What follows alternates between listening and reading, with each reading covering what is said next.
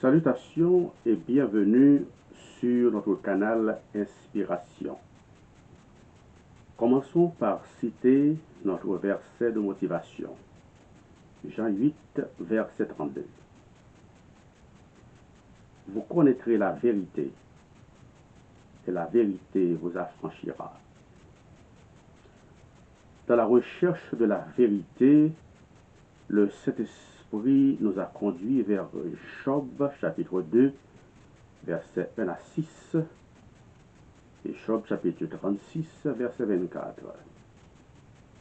Et d'autres passages qui vont faire objet de notre méditation aujourd'hui. Lisons ensemble. Or, les fils de Dieu vinrent un jour se présenter devant l'Éternel. Et Satan vint aussi au milieu d'eux se présenter devant l'Éternel. L'Éternel dit à Satan, « D'où viens-tu » Et Satan répondit à l'Éternel, « De parcourir la terre et de m'y promener. » L'Éternel dit à Satan, « As-tu remarqué mon serviteur Job? Il n'y a personne comme lui sur la terre.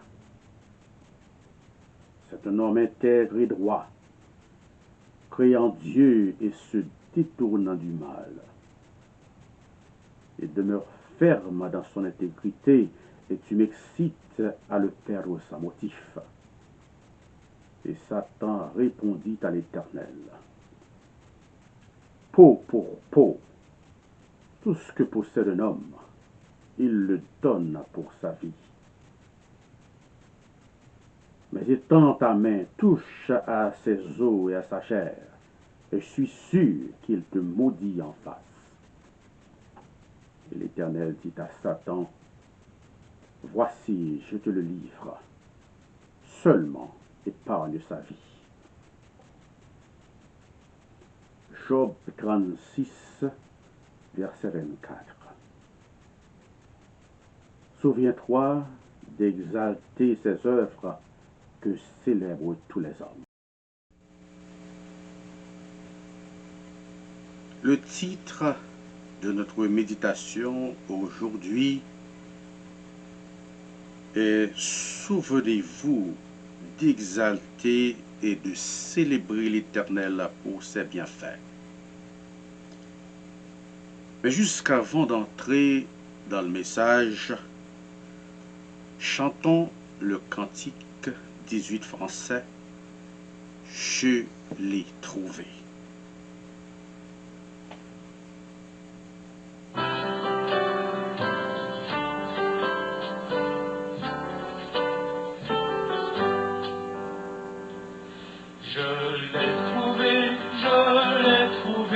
Le bonheur ineffable. Je suis sauvé, aux joies inexprimables. Tous mes péchés sont effacés, le sang de Christ me lave. Les jours des larmes sont passés, je ne suis plus esclave.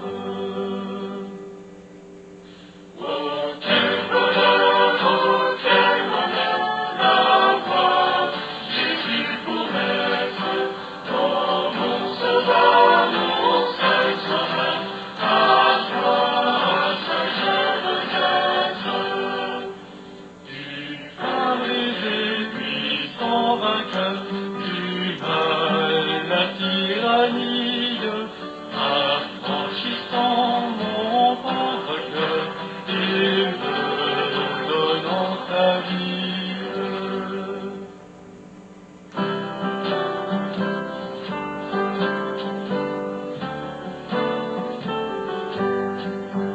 Dans ton amour tu m'as cherché, errant bien loin du Père. Tu m'as sauvé de mon péché, tu fis de moi ton frère. Et maintenant et pour jamais, sous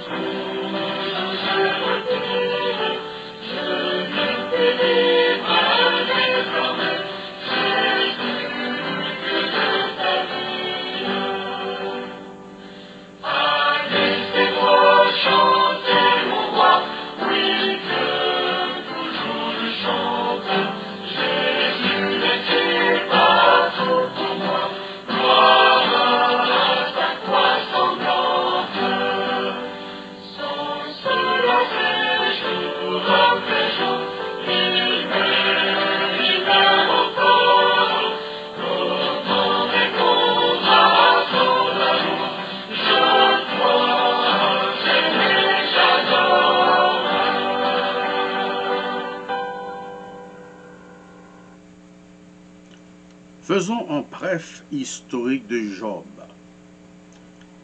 Sa vie, nous ne savons pas beaucoup de choses sur lui, à part de ce que nous rapporte la Bible. D'après la Bible, homme pieux et intègre, patriarche vivant quelque part à l'est de la Palestine, à proximité du désert, en un temps où les Chaldéens faisaient des excursions à l'ouest. Homme extrêmement riche de son temps, et même plus riche encore, richesse spirituelle. La Bible nous dit qu'il était intègre et droit, et richesse matérielle. La Bible énumère ses richesses matérielles dans le chapitre 1er, versets 2 et 3. Lisons. Il lui naquit 7 fils et 3 filles. Il possédait 7000 brebis, 3000 chameaux, 500 paires de bœufs, 500 ânesses et un très grand nombre de serviteurs.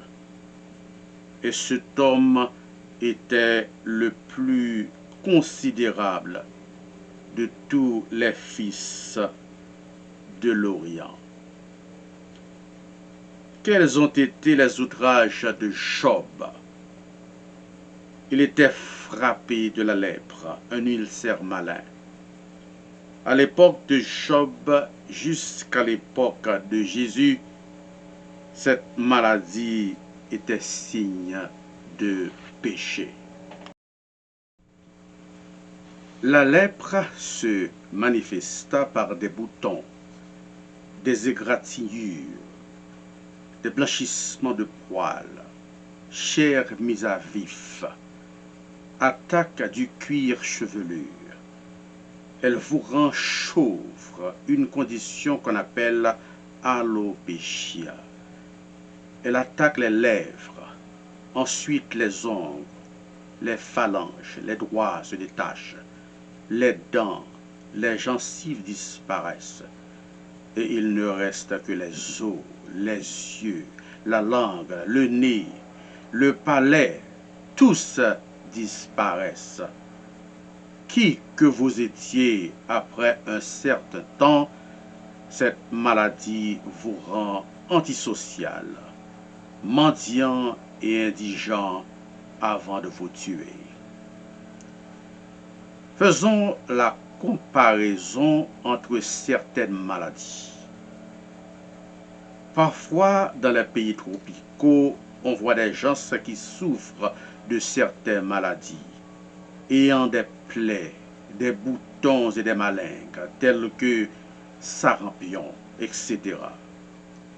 Mais à cause de leur argent, on leur vend un sourire, une touchée tendre, une belle chambre, un lit à cause de leur famille qui surveille, mais surtout leur argent.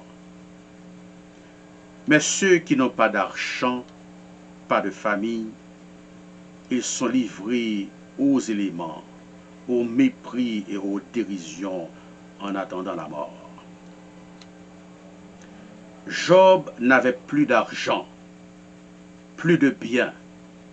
Job perdait tous les membres de sa famille. Et pour empêcher les mouches et les mauvaises odeurs, il était obligé de dormir dans la cendre. Souffrance. Bien-aimés, bien souvent, quand les choses vont mal, quand ceux du dehors ne nous comprennent pas, on trouve consolation et compréhension parmi les membres de sa famille, surtout les plus proches, mari, femme et enfants. Dans le cas de Job, il ne lui restait personne. Sa femme lui dit de maudire Dieu et de mourir. Plus de femmes, plus d'enfants, plus de médecins, plus de serviteurs, plus de fortune. Mais Job était malade physiquement, mais pas spirituellement. Job avait perdu toutes ses fiertés physiques, mais il ne perdait pas ses fiertés spirituelles. Il était faible physiquement, mais spirituellement, il était fort. Les amis d'enfance, les anciens condisciples, les anciennes relations parfois, quand ils entendent de nos malheurs, ils nous appellent, ils nous envoient des messages, ils viennent nous voir, même si c'est pour une dernière fois, même si c'est pour nous dire, je te l'avais dit. C'est ainsi qu'Éliphaz, Bildad, Sophar et Élihu ont fait le déplacement, c'est vrai. Mais Éliphaz, Bildad et Sophar, après plusieurs discours, lui ont offensé sans le savoir, en insistant que ce sont ses fautes, ses offenses envers Dieu qui lui poussent à l'infliger des malédictions et des souffrances. Job, bloqué de toutes parts, et dans sa souffrance, dans son agonie, au lieu d'une parole de réconfort, spécialement de ceux qui s'appelaient ses amis, on lui infligeait des blâmes. Et c'est ainsi que dans le chapitre 32, l'auteur nous présente un dernier ami, Élihu. Qui était Élihu? Le nom d'Élihu signifie « Il est mon Dieu », fils de Barakéel, natif de Bouz, jeune homme, d'après le passage. Dans le chapitre 32, versets 4 à 10, on parle un peu de lui. Lisons. Comme ils étaient plus âgés que lui, Élihu avait attendu jusqu'à ce moment pour parler à Job. Mais voyant qu'il n'y avait plus de réponse dans la bouche de ces trois hommes, Élihu s'enflamma de colère. Élihu, fils de Barakéel de Buz, prit la parole et dit, « Je suis jeune et vous êtes des vieillards. C'est pourquoi j'ai craint, j'ai redouté de vous faire connaître nos sentiments. Je disais en moi-même, les jours parleront. Le grand nombre des années enseignera la sagesse. Mais en réalité, dans l'homme, c'est l'esprit, le souffle du Tout-Puissant qui donne l'intelligence. Ce n'est pas l'âge qui procure la sagesse, ce n'est pas la vieillesse qui rend capable de juger. Voilà pourquoi je dis, écoute, moi aussi j'exposerai ma pensée. Les trois premiers amis, Éliphaz, Bildad et Sophar, représentent un segment dans l'Église de Jésus-Christ qui blâme seulement, qui blesse seulement, qui met du vinaigre sur les blessures, qui augmente les douleurs, qui augmente les déboires. Élihu, par contre, représente un autre segment dans l'Église. Ceux-là qui pensent, qui bandent, qui essuient les larmes, qui donnent de l'espoir, qui encouragent à prier et à espérer et à rester fidèles. Ainsi donc, nous lisons dans le verset 24 du chapitre 36. Élihu exclama, « Souviens-toi d'exalter ces œuvres que célèbrent tous les hommes. » N'oubliez pas le thème sur lequel nous méditons aujourd'hui, c'est souvenez-vous d'exalter et de célébrer l'Éternel pour ses bienfaits. Bienfaits, l'ivresse, comment veut dire, acte de générosité, célébrer, exalter, louer avec éclat. Les Israélites savaient célébrer quand l'Éternel faisait quelque chose pour eux. Dans les psaumes, spécialement dans le psaume 150, nous pouvons voir un peu de comment ils louaient et célébraient l'Éternel.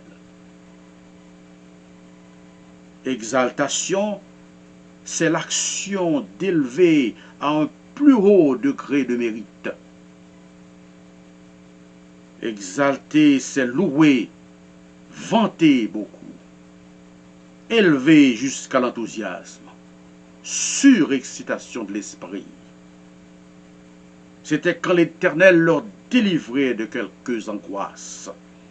Il faisait brandir des branches d'arbres, des drapeaux, il frappait des tambours, il lançait des flèches aux étoiles, il faisait des boucans joyeux dont les flammes montaient au ciel et éclataient en des alléluia. Il existe des gens au sein de l'Église qui louent, qui exaltent et célèbrent seulement quand tout va bien. Quand il y a de quoi manger, quand il y a guérison, quand il y a mariage, il y a maison, victoire sur les ennemis. Mais dès que le corps physique, la chair est attaquée, ils oublient complètement l'Éternel. Job célébrait l'Éternel dans ses souffrances. Première célébration de Job. Il disait en lui-même, c'est qu'il n'est pas fou. Il comprend, on parle, il comprend. On l'interroge, il répond. Et répond en homme lucide, intelligent et surtout en frère croyant. Deuxième exaltation de Job, c'est qu'il n'a pas perdu sa mémoire. Il se souvenait et son souvenir lui poussait à exalter l'Éternel pour ses bienfaits. Il disait en lui-même, plus de dents, plus d'ongles, plus de nez, plus de phalanges, plus de yeux, plus de gencives, plus de cheveux, plus de richesses. Même dans la cendre, je célèbre et je continuerai à exalter l'Éternel mon Dieu, parce qu'il a été bon pour moi. Pendant 20, 30, 40, 50 ans, Dieu m'a permis de marcher, sauter et courir. Si maintenant je ne peux plus marcher, que le nom de l'Éternel soit célébré. Pendant 30, 40, 50 ans, il m'a permis de goûter, manger et savourer des mets délicieux. Si aujourd'hui j'ai plus de dents, plus de langue, que le nom de l'Éternel soit célébré. Il m'a permis de contempler les merveilles de la nature. Maintenant, pas de cieux, que le nom de l'Éternel soit exalté. Il m'a permis de toucher, palper, embrasser mes enfants, mes amis, ma femme, mon mari. Maintenant, pas de bras, pas de doigts. Je dois continuer à célébrer l'Éternel parce qu'il m'a fait du bien. Dans Job 1er, verset 21, Job déclare: Je suis sorti nu du sein de ma mère, et nu je retournerai dans le sein de la terre.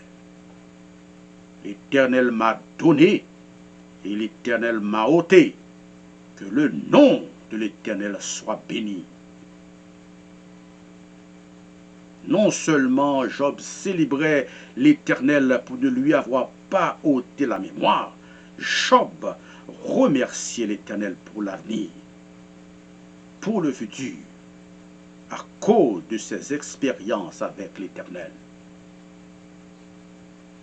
Job connaissait certains secrets du tempérament de Dieu. Il savait que l'Éternel bénit toujours le persévérant, le fidèle. Il savait que toute chose concourt au bien de ceux qui aiment Dieu. Voilà pourquoi dans Job 42, verset 10, il est dit: L'Éternel rétablit Job dans son premier état quand il eut prié pour ses amis. Et l'Éternel lui accorda le double de tout ce qu'il avait possédé. Offrons à Dieu des célébrations, des exaltations et des glorifications, bon gré mal gré.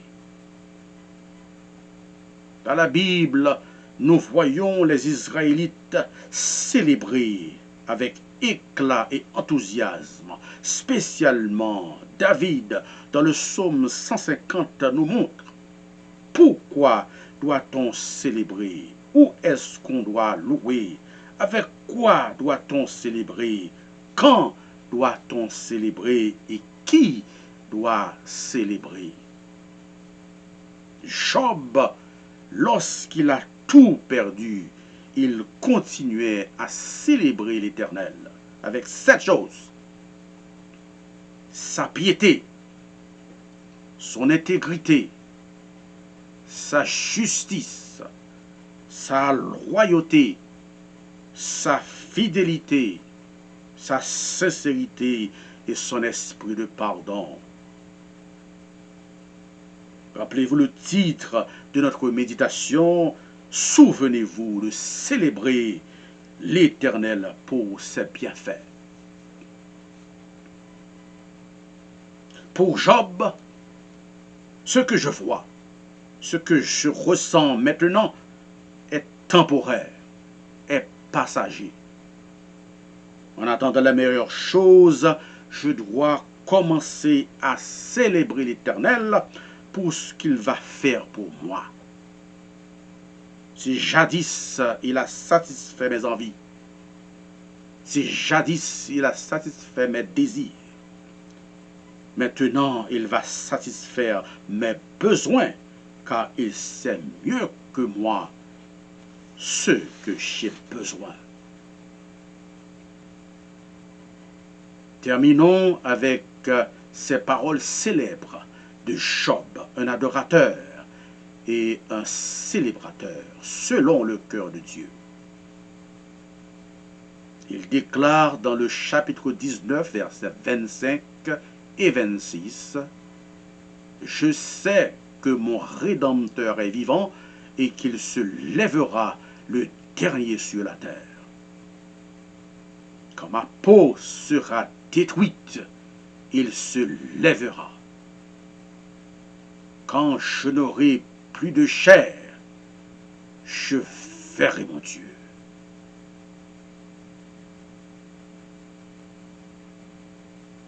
Après avoir écouté cette méditation, n'aimeriez-vous pas aujourd'hui même faire la paix et accepter Jésus-Christ pour votre sauveur personnel? Si oui, répétez après moi. Seigneur Jésus, je reconnais que je suis un pécheur et je demande ton pardon. Je crois que tu es mort pour mes péchés et que tu es ressuscité. Je me détourne de mes péchés et je t'invite à entrer dans mon cœur et ma vie. Je désire te faire confiance et te suivre en tant que mon Seigneur et mon Sauveur. J'espère que vous avez passé un moment agréable et béni avec nous. C'était avec vous, Révérend Julio Saint-Preux. Que le Seigneur vous fasse la grâce.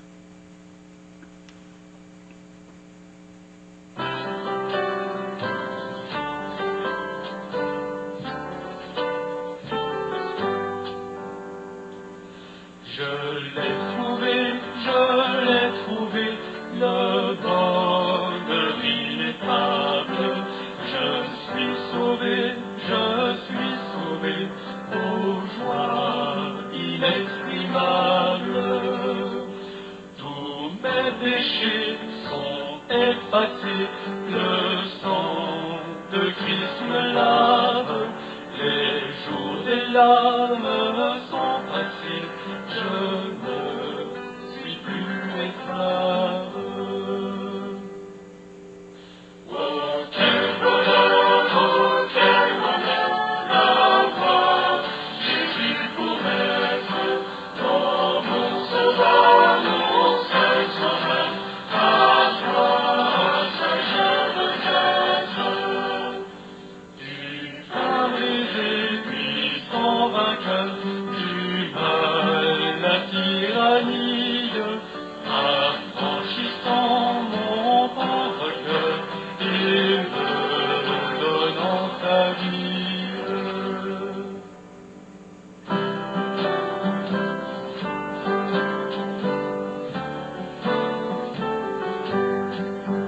Dans ton amour, tu m'as cherché, errant, bien loin du Père. Tu m'as sauvé de mon péché, tu fis de moi ton frère.